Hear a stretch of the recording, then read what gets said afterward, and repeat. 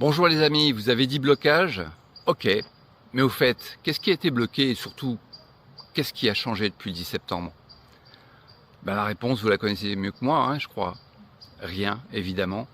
Quelques mouvements de protestation savamment pimentés par les exactions de Black Blocs, orchestrés eux-mêmes comme d'habitude par les adeptes de Machiavel, pour saper le mouvement et depuis, so what?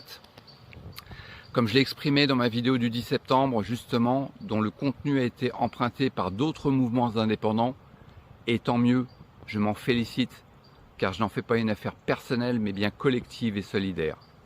En effet, il existe deux façons de faire la guerre. La version frontale, en imaginant que l'on puisse obtenir quelque chose aujourd'hui, en 2025, en manifestant dans la rue et en s'opposant au Robocop de la police. Celle-ci révèle de l'utopie et de l'illusion et elle peut générer de graves déboires humains comme lors des épisodes des Gilets jaunes. Et la deuxième solution, moins spectaculaire certes, mais beaucoup plus puissante à long terme, la version de Sun Tzu ou comment remporter une guerre sans la faire.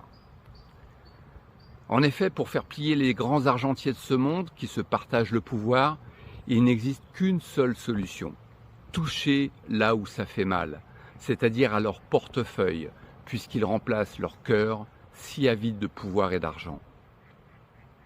Et cela tient donc en 3 actes, et vous verrez que ceux-ci mettent plus de temps à produire leurs effets, mais une fois installés, ils vont devenir la bête noire des GAFA, des banquiers et autres pantins désarticulés de notre gouvernance, à savoir 1.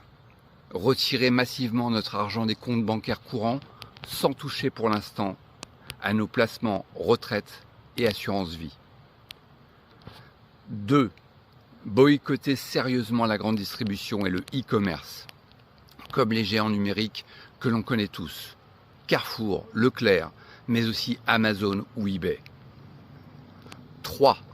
Nous concentrer réellement et dans la durée sur le petit commerce et l'économie locale pour l'alimentation, les services de proximité et l'artisanat, mais surtout, recycler cette masse énorme de cash qui représente 1/3 des liquidités détenues par les banques.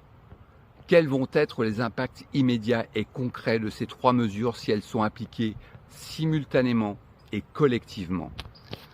1. Les banques vont paniquer car cette réserve de cash, notre argent, constitue leur fonds de roulement qu'elles placent sur les